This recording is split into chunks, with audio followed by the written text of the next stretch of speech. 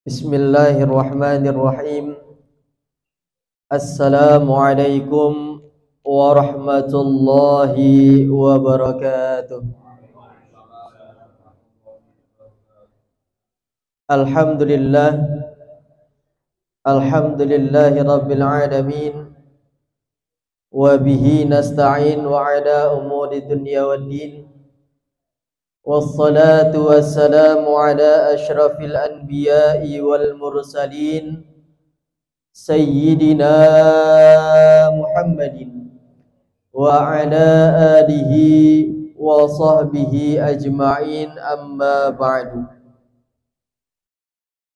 Para asatidz, para hujaj, jamaah salat subuh berjamaah di Masjid Miftahul Jannah yang dimuliakan Allah Subhanahu wa taala, wabil khusus para jajaran DKM dari Masjid Miftahul Jannah yang saya hormati. Puji syukur kehadirat Allah Subhanahu wa taala karena berkat rangkaian nikmat dan karunia-Nya, hidayah serta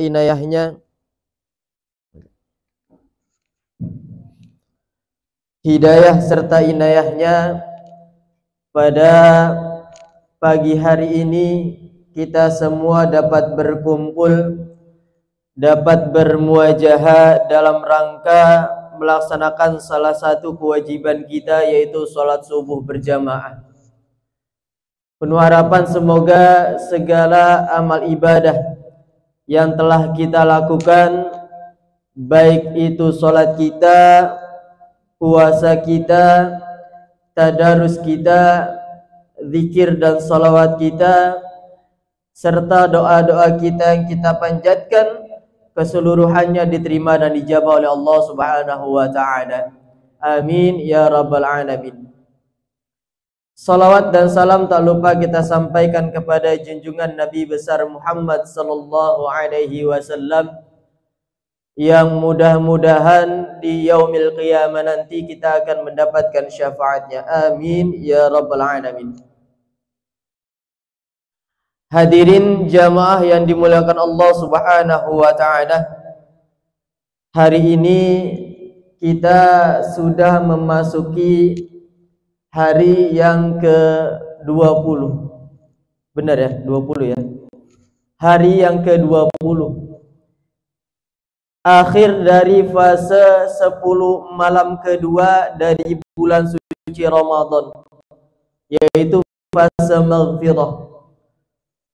Fase 10 pertama telah kita lewat serahmah, yang nantinya besok kita akan masuk ke dalam 10 malam fase terakhir dari bulan suci Ramadan, yaitu fase idkun minan nar.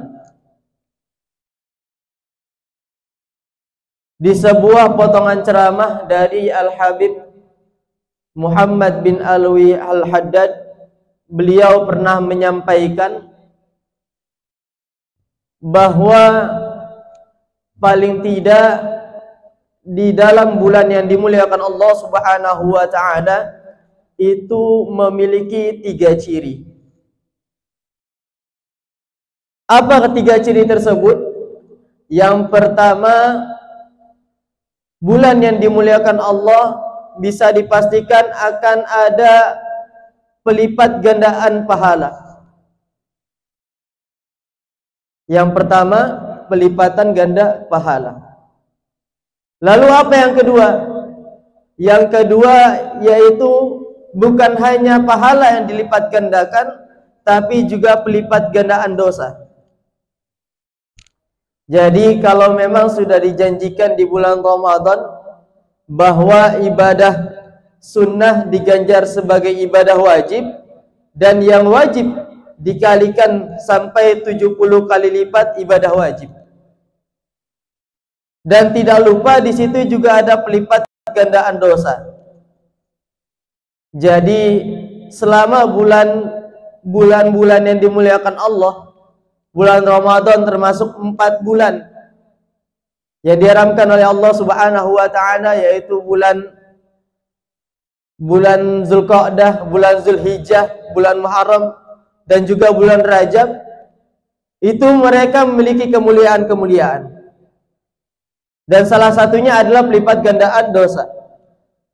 Jadi apabila kita ingin bermaksiat ataupun ingin melakukan dosa, khususnya di bulan-bulan yang dimuliakan Allah, dan juga tidak mengecualikan bulan-bulan yang lain, kita harus berhati-hati. Walaupun memang kita sudah ditentukan sebagai hamba makhluk Allah yang memang selalu berbuat dosa dan salah. Lalu apa yang ketiga? Yang ketiga adalah doa yang diistijabah. Doa yang dikabul oleh Allah Subhanahu wa taala. Jadi di bulan yang dimuliakan Allah Subhanahu wa taala, tingkatan pengkabulan doa dari Allah Subhanahu wa taala itu tingkatannya lebih tinggi.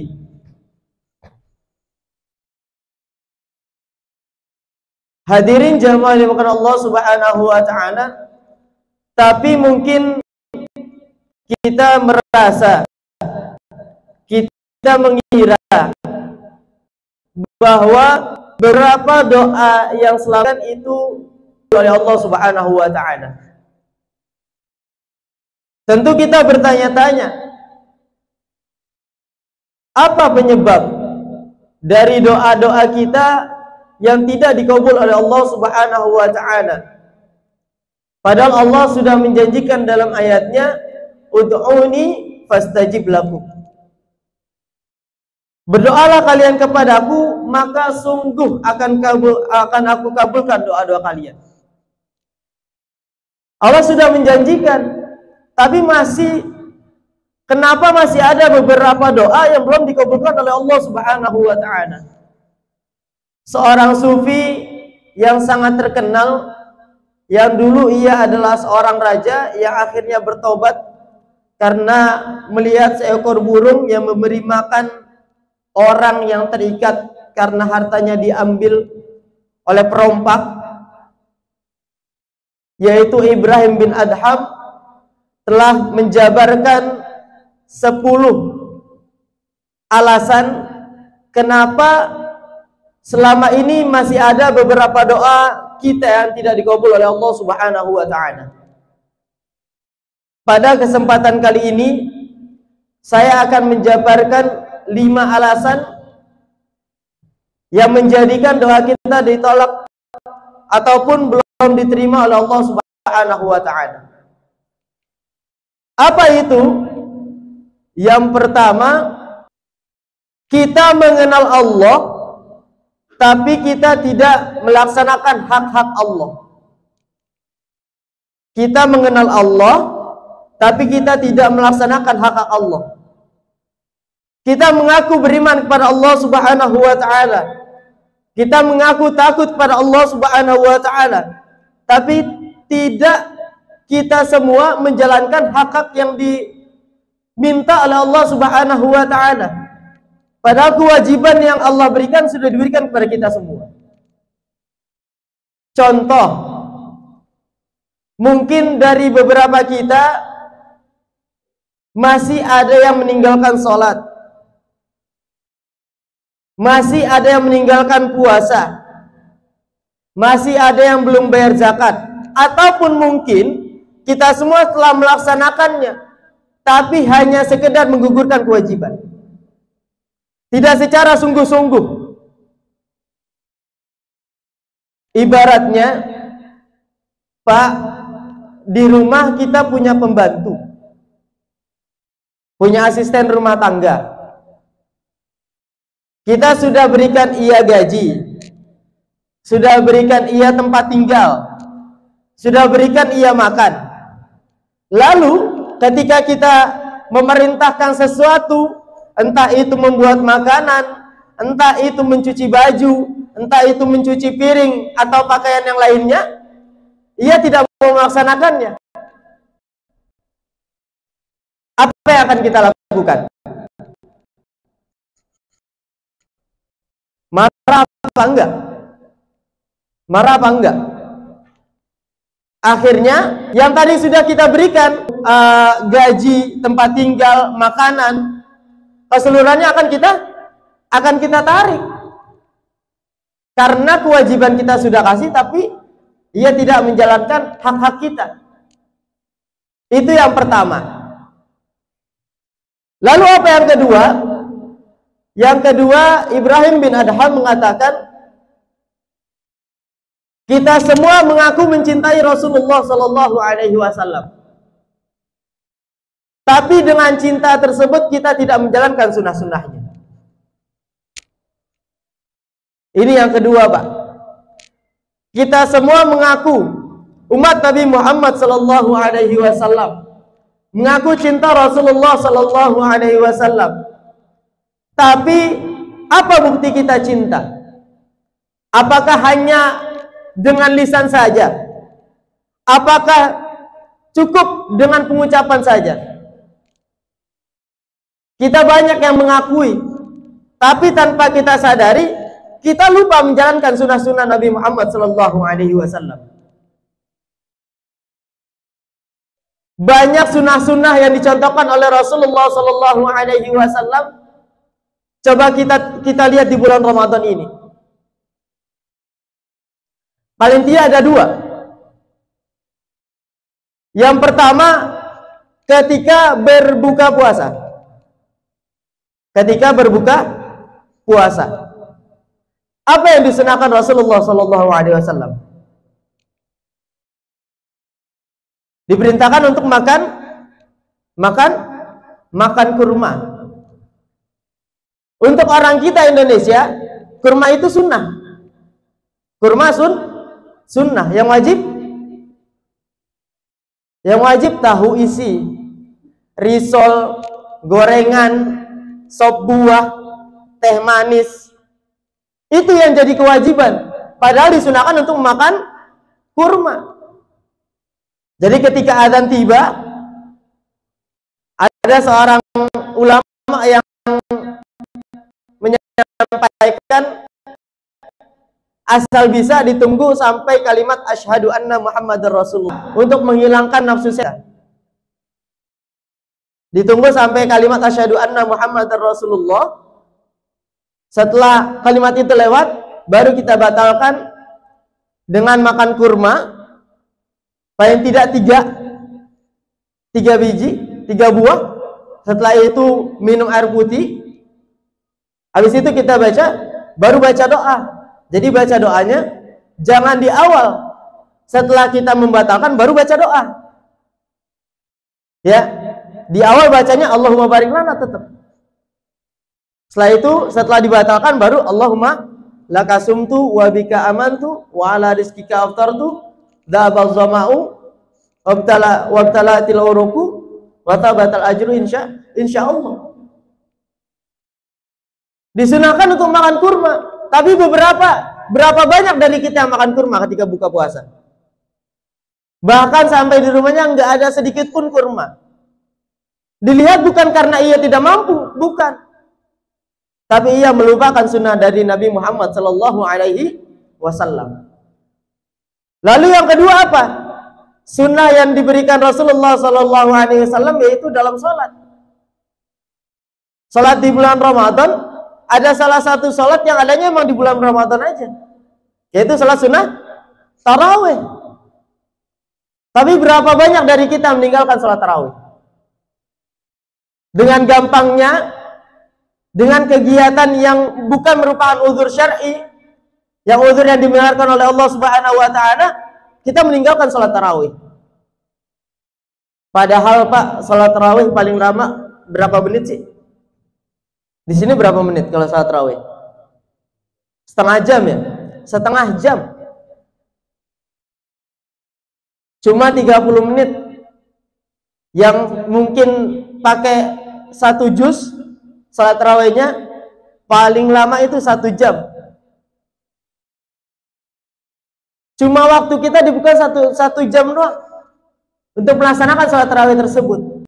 Dan itu ibadah yang cuma ada di bulan Ramadan, tapi kita tinggal. Yang tidak kita bisa qadha, artinya setelah selesai bulan Ramadan nggak bisa. Ini sebuah bukti kita cinta alaihi wasallam. Lalu apa yang ketiga? Yang ketiga dikatakan kita sering membaca Al-Quran.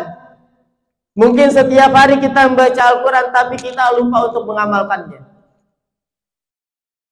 Ramadan ini Pak, momen orang sedang giroh-girohnya, sedang semangat-semangatnya membaca Al-Quran.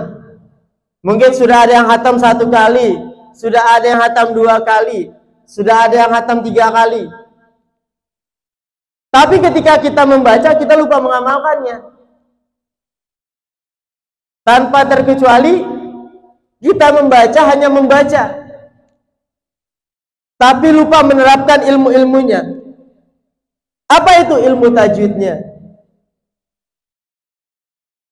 Dan kita lupa untuk mengamalkannya. Padahal di situ banyak perintah, banyak larangan yang diberikan oleh Allah Subhanahu wa taala. Di dalam Al-Qur'an tertera perintah salat, perintah untuk puasa, perintah untuk zakat, perintah untuk bersyukur pada Allah Subhanahu wa taala, perintah untuk bersabar, perintah untuk menjauhi maksiat. Di situ tertera semuanya. Tapi kita hanya mengejar membacanya, Pak. Lupa untuk mengajar untuk mengamalkannya. Usikum wa nafsi bitaqwallah. Ini sebagai peringatan untuk diri saya pribadi. Lalu apa yang selanjutnya? Yang keempat, Ibrahim bin Adham mengatakan, kita tahu setan itu adalah musuh kita. Kita sadar setan itu adalah musuh kita. Tapi di dalam perjalanan hidup kita, tanpa kita sadar, kita mengikuti jalan setan. Kita sepakat Pak semua bahwa setan musuh kita. Ada yang berteman sama setan? Ada? Nggak ada. Sepakat bahwa musuh kita. Perjalanan hidup kita langkah-langkah setan. Apa itu? Seperti kita kalau mau tidur, Rasulullah menganjurkan untuk baca doa. Bangun tidur baca doa. Mau makan baca doa. Setelah makan baca doa. Tapi ada beberapa dari kita tidak mengindahkan perintah tersebut. Ada yang masuk kamar mandi, masuk aja. Ada yang bangun tidur aja. Bangun tidur seperti itu. Ada yang makan aja. Padahal dulu kita sering diberitahu ya Pak, masih kecil, kalau mau makan baca doa. Nanti kalau nggak baca doa, makannya dibantuin setan. Benar itu Pak. Jadi di dalam kitab Ihya Ulumuddin karya Imam Al-Ghazali itu dikisahkan bahwa ada momen ketika setan itu saling bertemu, saling berpapasan. Ketika bertemu, satu setan kelihatan kurus, yang satunya kelihatan gemuk. Satu setan kelihatan kurus, satu setan lain kelihatan gemuk. Lalu saling bertanya keduanya, setan, kenapa badan kamu kurus? Kau kelihatan kurang bergizi, kayak nggak dikasih makan. Lalu apa jawaban setan tersebut? Setan, karena namanya sama-sama setan. Setan, saya salah ngikutin orang. Kata setan yang satu nih yang kurus, saya salah ngikutin orang. Kenapa? Orang yang saya ikutin setiap kegiatan sehari-harinya selalu baca doa. Nah terus akhirnya saya nggak kedapatan jatah. Nggak kedapatan jatah sama sekali. Masuk rumah iya baca doa. Setelah makan baca doa. Lalu apa yang saya dapat? Nggak dapat gizi sama sekali.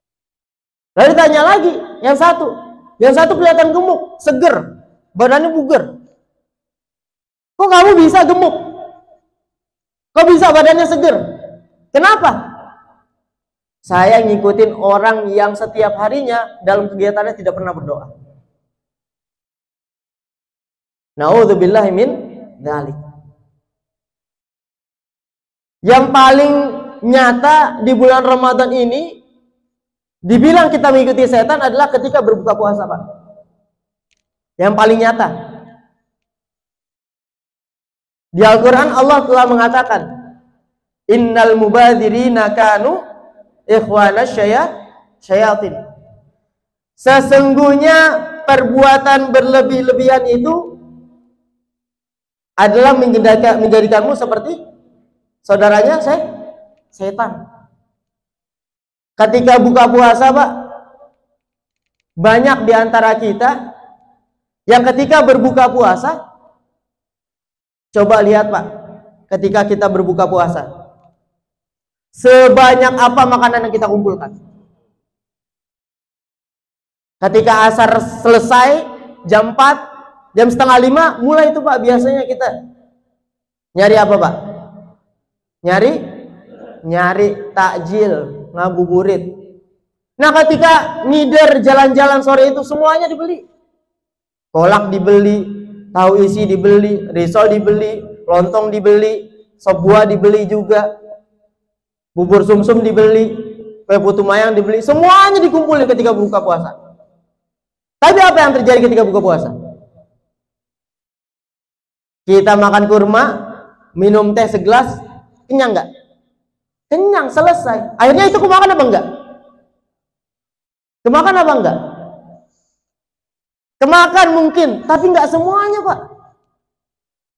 Padahal salah satu hikmah dari kita melaksanakan puasa adalah agar kita merasakan apa yang dirasakan orang-orang yang enggak seberuntung kita.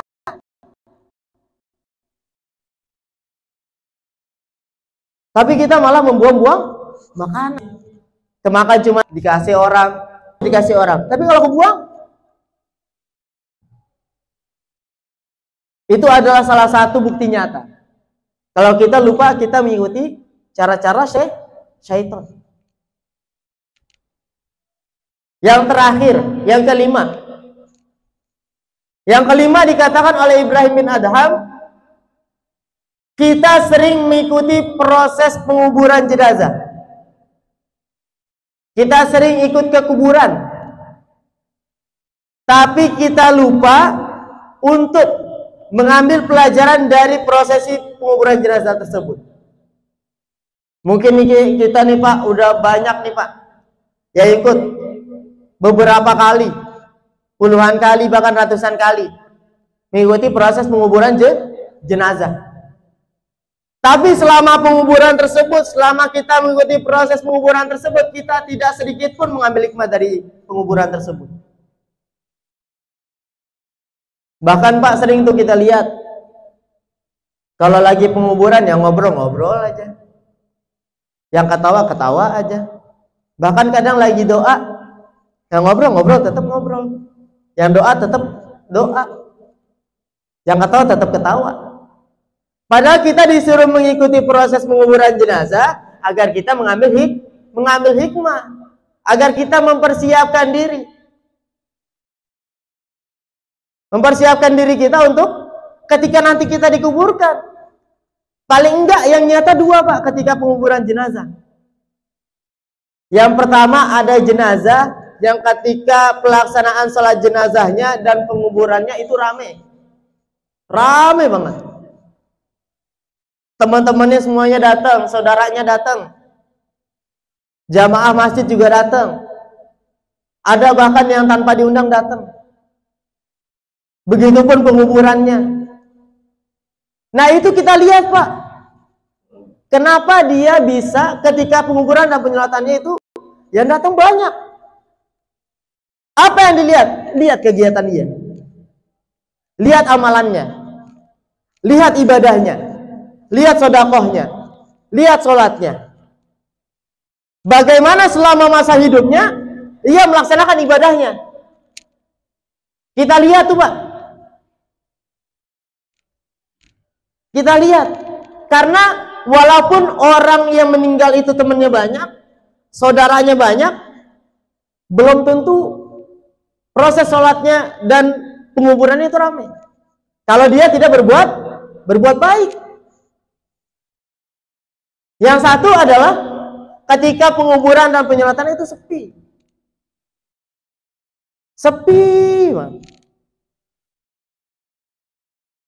Nah, itu kita ambil pelajarannya juga. Kenapa bisa sepi? Padahal diundang-undang banyak. Semuanya diundang. Masjid, musola diundang. Saudaranya dikasih tahu, teman-temannya dikasih tahu, tapi tidak ada yang hadir. Nah, itu bisa kita jadikan pelajaran. Kita lihat kehidupannya. Tapi nggak usah diomongin. Kita jadikan pelajaran aja. Bagaimana kehidupan ia? Ibadahnya gimana? Sosialisasi kepada tetangga, saudara itu gimana? Sedekahnya gimana? Ibadahnya gimana? Nah, itu bisa kita jadikan pelajaran. Karena yang namanya mati nggak ada yang tahu.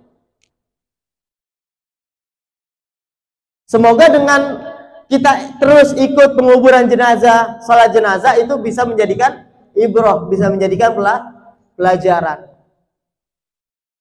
Itu Pak, 5 hal yang disampaikan oleh Ibrahim bin Adham. Kenapa doa kita selama ini tidak dikabulkan oleh Allah Subhanahu wa Ta'ala. Semoga apa yang saya sampaikan bisa bermanfaat, dan kelima hal tersebut semoga tidak termasuk dalam diri kita, ataupun termasuk dalam diri kita, semoga bisa kita hilangkan, bisa kita laksanakan apa yang diperintahkan oleh Allah Subhanahu wa Ta'ala dan juga oleh Rasulullah Sallallahu Alaihi Wasallam. Yang terakhir, kita berdoa kepada Allah Subhanahu wa Ta'ala, semoga di bulan Ramadan ini Allah panjangkan umur kita dalam taat pada Allah Subhanahu wa Ta'ala. Allah sehatkan badan kita, Allah sempurnakan kesehatan kita. Yang sakit Allah angkat penyakitnya karena puasa Ramadan. Allah mudahkan hajat-hajat, berkahi rezeki kita. Allah jadikan keturunan kita sudah akhir. Semoga Allah memberikan kekuatan, ketabahan, kesabaran dan ketabahan untuk memaksimalkan ibadah kita kepada Allah Subhanahu wa Ta'ala. Yang nantinya kita semua diberikan izin oleh Allah Subhanahu wa Ta'ala untuk menikmati malam Lailatul Qadar. Dan nantinya kita semua dimatikan dalam keadaan husnul khatimah. Ala hadini wa qanatin salihah wa ila hadratin nabi. Al-Fatihah. A'udzu billahi minasyaitonir rajim. Bismillahirrahmanirrahim. Alhamdulillahi rabbil alamin arrahmanir rahim maliki yaumiddin. Iyyaka na'budu wa iyyaka nasta'in. Ihdinas siratal mustaqim. Siratal ladzina an'amta 'alaihim ghairil maghdubi 'alaihim waladdallin. Amin. Sekian dari saya, kurang lebihnya mohon maaf. Semoga ada manfaatnya. Billahi taufiq wal hidayah. Wallahu minkum. Assalamualaikum warahmatullahi wabarakatuh.